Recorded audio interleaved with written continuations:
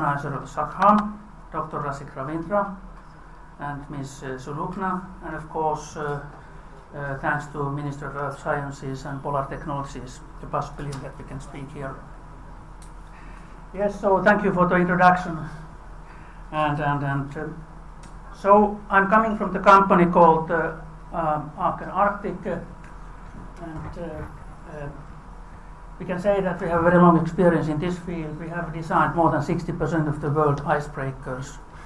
We have developed different technologies and been giving to the market new innovations. At least 10 of those are from us.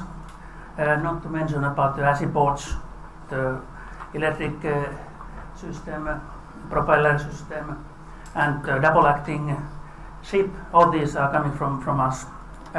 We also, not only the design company, but we have also own ice model test tank, which we use to develop the new solutions. Just first, what is the role of the designer of the full shipbuilding process?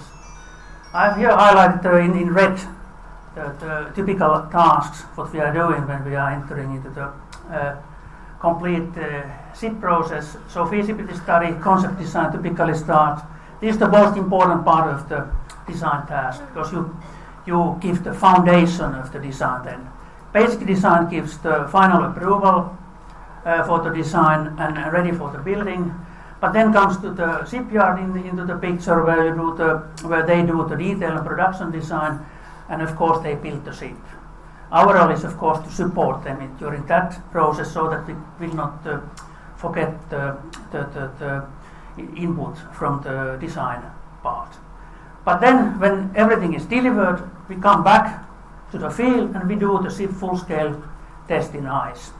And here is, you can see in graphic modes the different stages and outcomes. The topic was the challenges. Here is the highlight about modern icebreaker nowadays. What are the important things today? LNG fuel possibility is standard nowadays for icebreakers. Also new concept for the propulsion. We call it hybrid solutions, where you can combine the steering capability and power capability by, for example, installing azimuthal thrusters and conventional shaft lines. Energy efficient is a driving force nowadays. Of course, winterisation. Winterisation means that when you are using the commercial things, you have to winterize them in order to use them in cold environment. And of course, all kind of assistant things like bridge equipments, ice radars.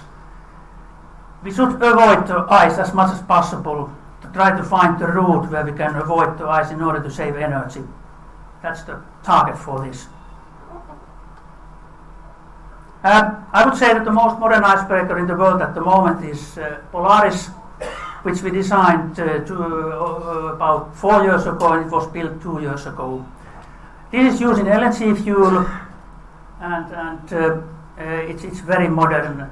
Number of the crew is very low, only 16, and of course it has as a backup, it has a normal diesel engine possibility, but because it's operating in Baltic areas, it can have an endurance which is enough for that operation. But now the topic about the research vessel. This is totally different task compared to the modern icebreaker. Here we have to make some compromises. Why? Because the task for the research vessel is, of course, to make the science or transport the cargo to the stations. But at the same time, it has to be economical in open water, but also have enough capability to break the ice so that the ship can independently go to the stations.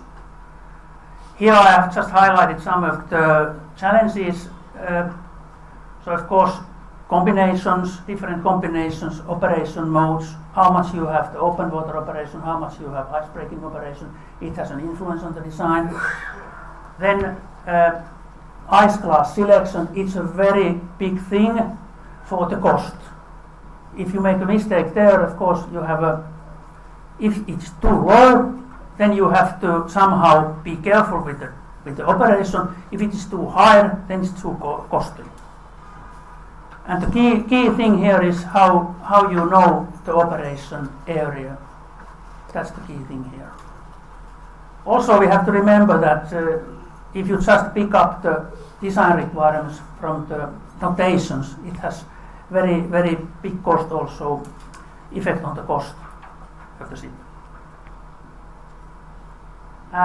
This is example of the latest design what we have done. As you know, it is the Xulong 2. It will be delivered this summer. And on the right hand, you can see the development of the efficiency of the icebreaker.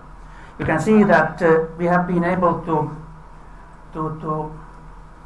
increase the efficiency by 100% compared to the designs about 40 years ago. And now when we are starting to use LNC also here, it gives more environmental friendly aspect to the whole thing. Of course, we have to remember that this is a very long voyage, so there is a restrictions to use LNC. But partly, maybe it can be used. So this summarizes my presentation, and thank you for your attention. Thank you very much, Mr.Kari Laukia. And the next paper we have now is Mr. Niklas Hallgren, Chief Executive Officer, Light Structures, and the title is Monitoring the Effects on Ice Forces with Ice Class Research Vessels for Polar Code. Mr. Hallgren has more than 15 years experience from the offshore and petrochemical industry. And the topic, monitoring the effects for ice forces with the ice class research vessels for Polar Code. The floor is yours. Thank you so much for the introduction, and thank you for all being here so late this evening and staying here to listen to me. So today I will take you all on a journey within the hull monitoring systems. I will start to introduce Light Structures as a company. We are a Norwegian company that were founded in 2001. We are specializing in fiber optical instruments, and especially hull stress monitoring system for vessels, oil and gas installations, and now also on infrastructures such as bridges. The technology originally developed for the Royal Norwegian Navy at the Norwegian Defence Research Establishment. We have installed over 200 systems. One of the latest one was on the Norwegian Polar Research Vessel. We are using fiber Bragg rating as our sensing technology. And we recently acquired a company in Korea so that we actually can be more into the shaft torque monitoring and the whole ship performance monitoring system. So now I thought I would be the first one today to actually show a movie. So I don't know if it's coming.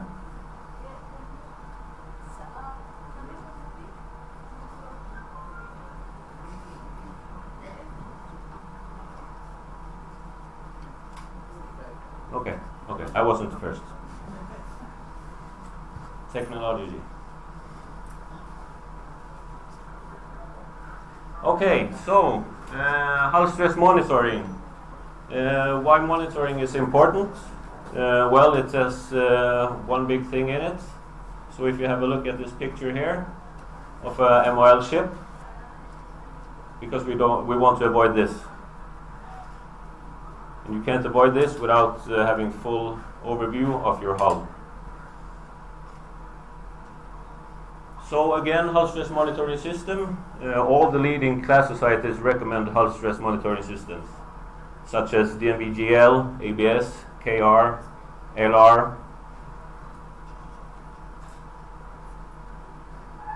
Oh, it's something is happening in the middle one. That's not me. And most new box ships and tankers, and especially research vessels and Navy Coast Guard vessels, install hull stress monitoring systems. And in this case, ILM systems, which is ice load monitoring systems. And we are actually in conversation with the class societies almost every day. And the class societies actually want to make this compulsory on large vessels. So again, why should you monitor your hull or structure? Well, of course, you get improved safety, and one more very good aspect is that you get reduced operational cost. The OPEX goes down. You get reduced frequency of the inspections, which means that you can have an overview of your hull all the time. You don't need to go into the yard to check how the hull is actually feeling or looking. You can actually just send up our data up in the cloud, and you can sit on shore and register everything that have happened to the hull, which means prolonged remaining structure field life.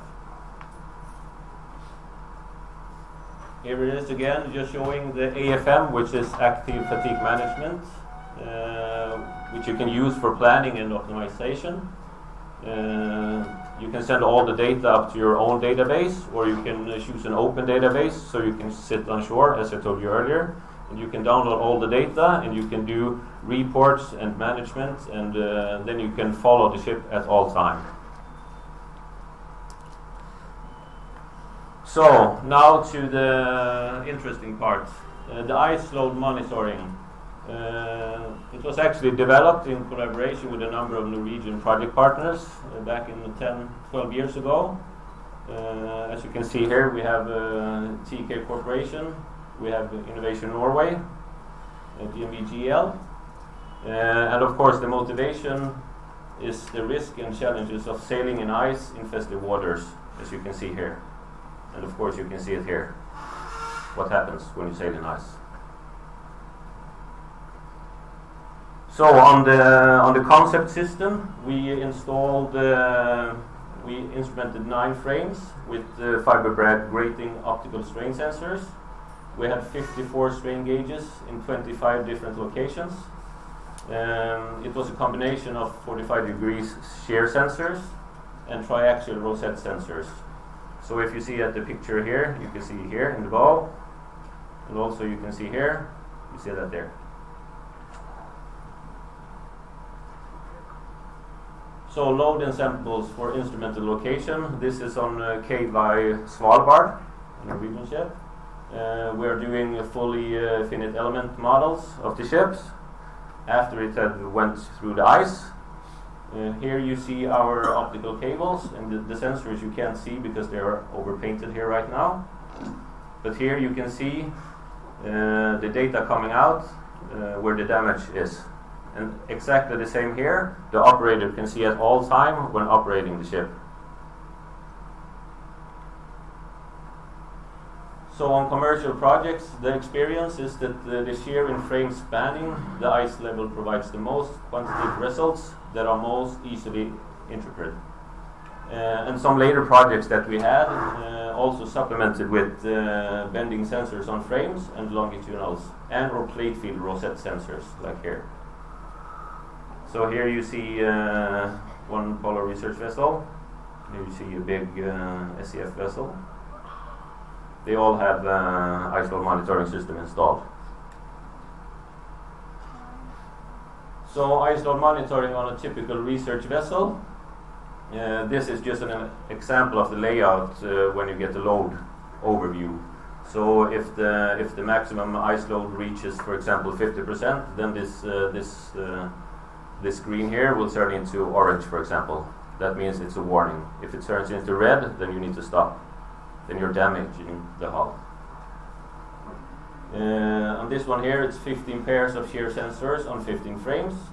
It also have a global hull stress monitoring. A global hull stress monitoring system means that it has 4 sensors and 1 accelerometer in the bow.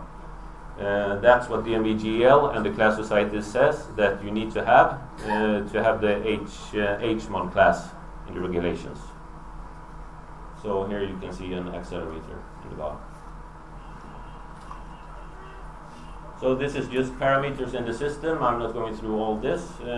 All the parameters that we can transmit and reverse into more easily read data directly to the operator, so he doesn't have to be a doctor to understand what's coming up on the screen. 2 minutes. Of course, we can have statistics all the time, and this also can be shown at all time on board on the operating vessel with histograms. And this is a typical HMI on a larger vessel, where you actually just you see all the sensors right here, and then accelerometer in the bow area. You can at all the time see the bending moment, the static bending moment. You can see the hull fatigue, if it's significant or not, and you can also see the slamming events directly on the hull. So again, you can get this to onshore status. You can use it for maintenance planning and future design of the ship. So a short summary, I guess I have like 30 seconds to go. So with HMI on board, the possibility of exporting data to shore for post-processing and reporting. Data and alarms are available for transfer to the centralized BSM system. And system measures the hull response in terms of bending shear in frames from ice forces acting on the side shell. A key parameter is the utilization of the local shear stress capacity. Thank you so much.